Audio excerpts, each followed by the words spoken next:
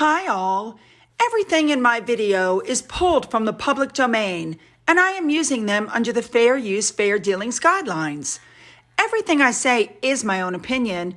You should look into this information for yourselves, but I'm pretty sure I'm right. Good morning, everybody. You know, we actually have a lot to cover again today, like a lot. That's why this video was so long. But the Royals are out and about again, and of course, yeah. All right, so let's just jump in and get there, shall we? Let's go. We're going to start off with Princess Beatrice, who looked fabulous while she was going to an event that celebrates female founders in central London. Love the dress. I think she looks nice. You know, night out on the town, no children. All right, moving on. Next up, we're going to move on to the Duke of Gloucester. He went to the Jubilee Gardens. They had a party there for local residents, businesses, and supporters. And what they did was highlight the work of the trust, future developments, and how to get involved in green space that's in the middle of the London community. So it was the Duke of Gloucester, the Mayor of Lambeth, and a bunch of the trustees were there. City council people. I love it. Fabulous. All right, let's keep going.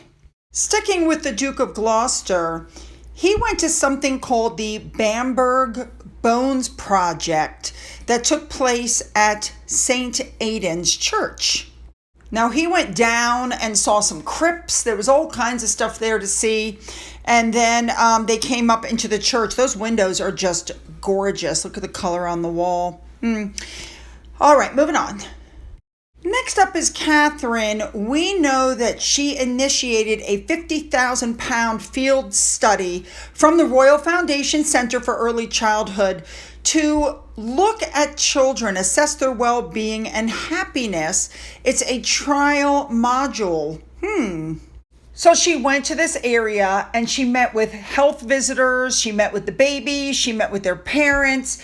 She was talking to some of the participants who took part in the field study that we were just talking about. Again, the aim is to look at promoting infant well-being and social and emotional development. Well, as she's talking, one of these kids let out, they said a huge burp, apparently a 10-week-old, and she just looks at the baby and goes, "Well done, you." And, you know, then she goes, quote, "It's always finally reassuring because you spend ages trying to make them burp, trying to make that happy, the mother said later on, I thought he was going to be sick and I thought, please don't vomit on the princess, but thank God it was only a burp." She said, when he's 18, I'll tell him the story of what he did. I agree.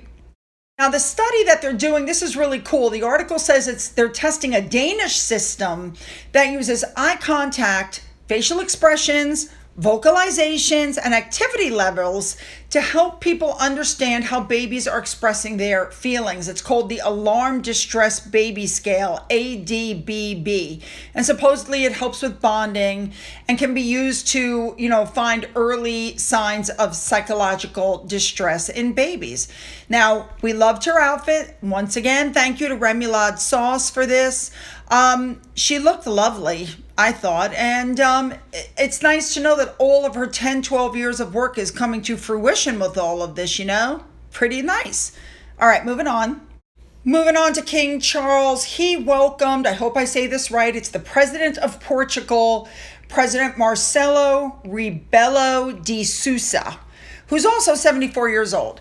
And they're doing this to mark the 650th anniversary of the Anglo-Portuguese Alliance, which is the oldest diplomatic alliance in the world, still in force. It was put into place with the signing of a treaty on July 10th, 1372 by King Edward III of England and King Fernando and Queen Leonor of Portugal.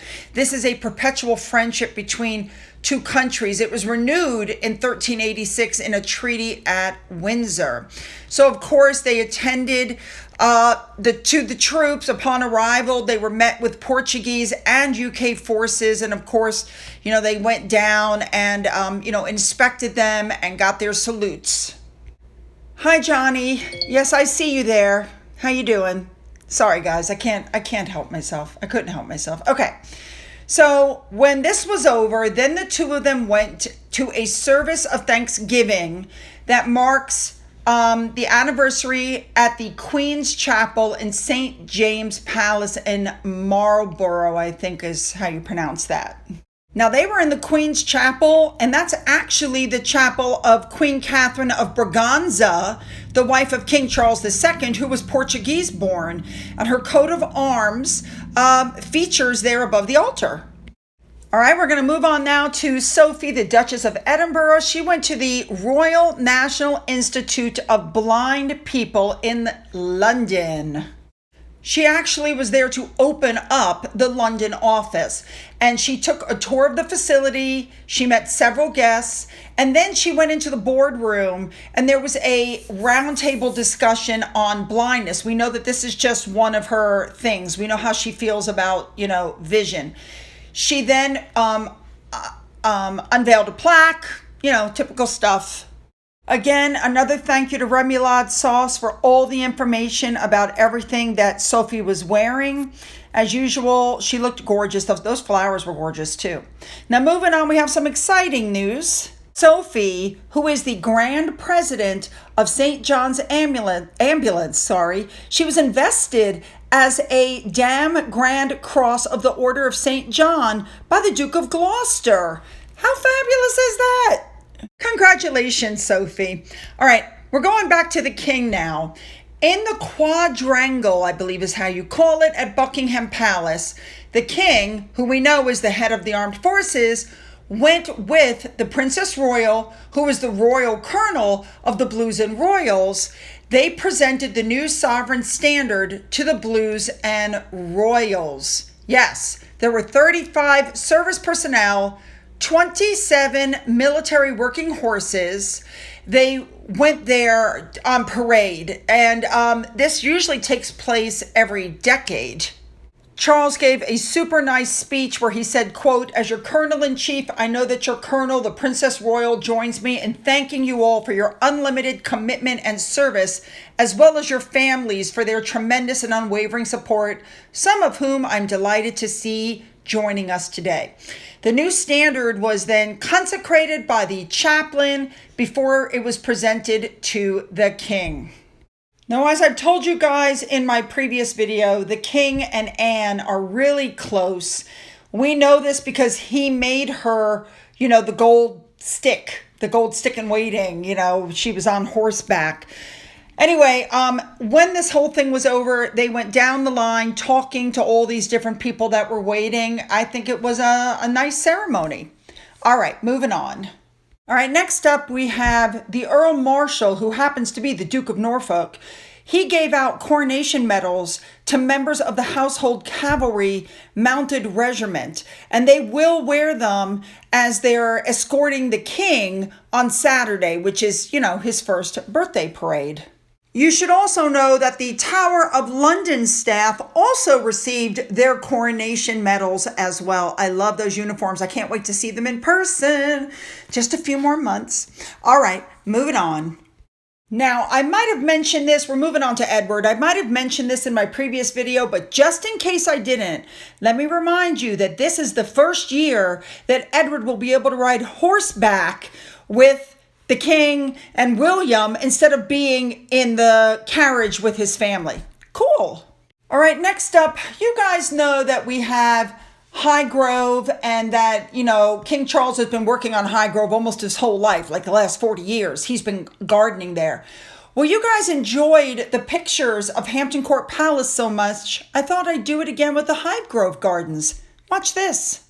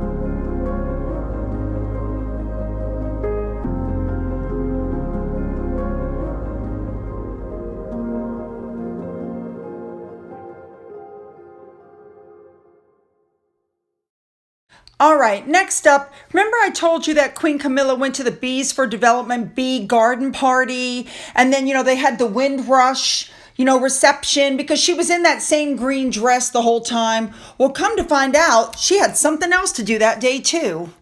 Come to find out, she got to officially name the new household cavalry drum horse at Buckingham Palace. So they dressed this horse up, introduced him to Camilla. Camilla named the horse Juno, Juno. Very nice. I think that's a nice name. I wonder where they come up with that stuff.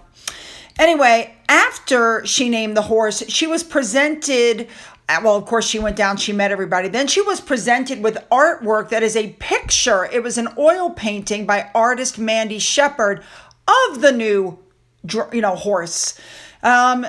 Beautiful photo, or picture, nice artwork. I'm sure she'll hang it in the house. I have absolutely no doubt of that. Beautiful stuff. She looked great. Anyway, this was just something that she was wearing, that same green dress. So, all right, moving on. Here we go. All right, this is one of the bigger stories for today. We know that the Heritage Foundation asked to see Harry's visa records, and the Biden administration didn't want to release it, saying that it's private.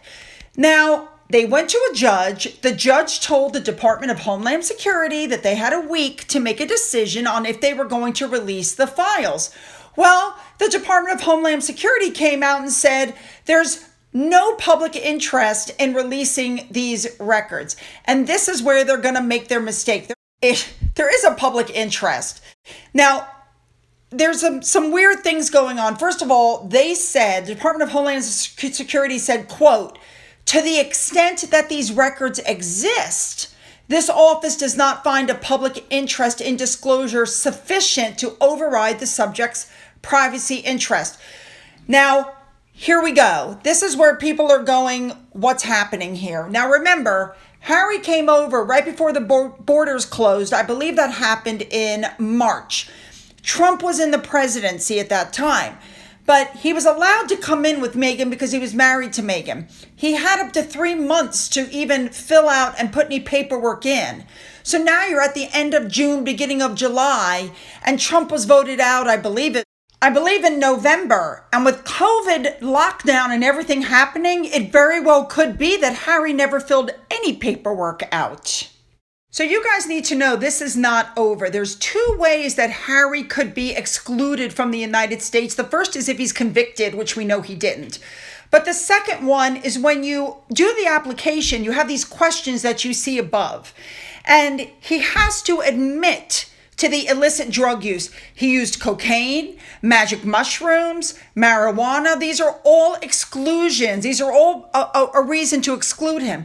But since the book came out, he's not only admitted to using them earlier in life, he's admitted to using them since he's come into the United States. You have to look at the severity of the offense, the type of drug, how much, the length of time since the drug case occurred, since the drug use occurred, is a big factor in this. So the longer you're good, the more chance you'll get in. But he's admitted to using it. So the Heritage Group is going to file in federal court. Again, this is not a political channel, but I can tell you that if the Republicans get voted in, they absolutely are going to release those records. Now, this isn't done just for Harry. This is done because they're trying to say that the Biden administration isn't properly vetting people. They're just letting people in because, like every other country in the world, the United States is also having an immigration issue. Everybody's having an immigration issue. You're welcome to come to the United States as long as you do it the legal way. It's like the dreamers, these children, the parents brought them in illegally. And here now they're 18 and they want things. And it's like they can't go to college. They don't have social security numbers. They're mad at the government. Maybe you should be mad at your parents who brought you in illegally, But anyway, this isn't over. So essentially, to recap, people are interested because number one, if he gets his IPP status back, our taxes are going to be paying for his security. Number two, people want to know if he was given a pass, even though he's obviously, a druggie. And number three, people want to know if the Biden administration even got paperwork from him. Yep. Now, moving on, we know that Meghan Markle has told the Paps where she's going to be. We know that she leaked the information about where they were. Remember, she was at the Netflix. Oh, the drones are here. They're trying to get Archie. What drones try to get Archie at 4:30 in the morning? We know about the fake paparazzi chase, right? And now she's upset that people don't immediately believe her and Harry, even though there's actual footage that shows that they lied and they didn't hand their stuff over to the police. And, the whole thing was just a big mess. And there's even some suggestion that Backward may be suing over that. I'll keep an eye on this story for you. Moving on.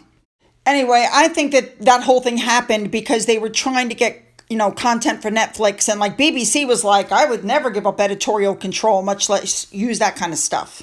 All right, now we're going to look at, again, what I consider to be one of the big stories. We know that Harry and Meghan signed over 2.5 years ago with Netflix and with Spotify. And since then, both companies have lost more than $50 billion combined in market value. And both have had massive layoffs across the board. We know that the Spotify contract now has been canceled. It was worth $18 million if they provided 3 years worth of podcasts. They only gave 1 year worth of podcasts, and the podcast didn't even reach the top 100. Now you have Netflix. They signed 2.5 years ago. The only thing that's been produced is their 6-part docuseries, which now everybody is like, it was filled with so many lies. People are just not interested in anything that they have to do anymore. So, all these people are like, oh, they gave them 18 million. No, they didn't. Oh, Netflix gave them 100 million. No, they didn't. They had to produce and they didn't, which is why they are now having financial issues, which is why when they went to New York, they asked the hotel to give them a discount and the hotel said no, which is why they didn't stay at the hotel. Okay? Which is why when she went to pick up that award, she was wearing a dress off the rack and not something custom. Finances are getting tight, you guys. The royal family isn't giving them a dime and they're running into severe money issues, but we knew that was going to happen. I can't imagine any other streaming service or anybody else that would be stupid enough to sign these two on, because it's blatantly obvious by now to everybody that they can't do anything. They have no talent. You know what they have a talent for? Still putting out smear campaigns. Some of these now, William and Kate resigned to living in cramped Windsor home that's too small for the family. Harry spotted laying on his legendary charm with giggling female spectators at the Warrior Games. Remember, he's supposed to come off as sexy. Meghan and Prince Harry ignored by royal family. They've been snubbed. You get the point. They continue. I mean, this hasn't stopped. The ad stuff hasn't stopped. Prince Harry relieved to miss Trooping the Colors. William's role chafed him. Really? Ay. The only article that's come out that I believe is this one. Meghan is cutting the chain on mentally disturbed Harry. Yeah, she's probably had enough. All right, a few more things before we go. All right, a lot of you had stuff about Tyler Perry, so let me just say something. When Tyler Perry went on the Netflix docuseries and said Meghan was abused, Harry was abused, I saw it, to use the institution to do these things, where he basically, here's this man who, I've never met him, but since he decided to pass judgment on the royal family without meeting them, I feel that I can do the same thing to him. He's not a Christian man. You don't go on a TV show and accuse people of doing things like that unless you know both sides of the story. I bet he probably hasn't even figured out yet what a liar she is. All right, we're rolling into the end here. Do you guys remember this? This was Prince Charles's birthday. This was like 2 days after the wedding, where Harry stood up and gave a rousing speech saying such wonderful things about his father.